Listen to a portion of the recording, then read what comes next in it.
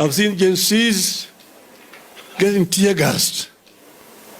Kula tear gas. Hata sisi tumekula tear gas. Endeleeni kukula tear gas. Tell them to add more tear gas. Tell them you will not surrender. GenZ. GenZ.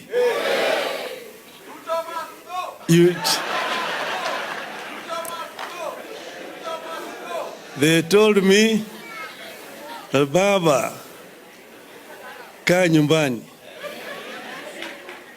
Umefanya ya kutosha. Tutaendelea. Niko nyumbani lakini niko behind you.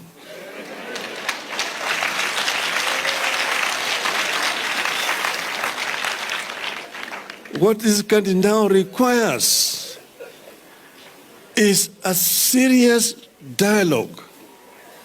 Serious dialogue, a comprehensive dialogue that will be able to fix all the things that have gone wrong. Deal with the issues of unemployment of our youth, the issues of corruption, the issues of ethnicity and tribalism and nepotism, issues of exclusion. So these are the issues that we need to get things right. Police should not use brutality against unarmed, innocent people who are demonstrating for their rights. Today, the religious leaders are summoned like servants to go to State House. And they go there with prepared speeches to make. The church must speak the word of God and stand firm with the children of God. Yes. The church should not be subservient to the temporal power. The church should sympathize and stand on the side of the people of this country and speak truth to power.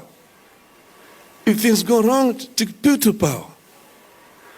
When children of this country come out in their large numbers to say something is wrong, the church itself should stand with these children.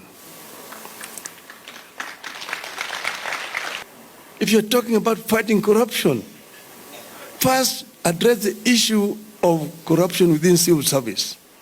Civil servants should not become businessmen. They should either choose to be businessmen or become civil servants.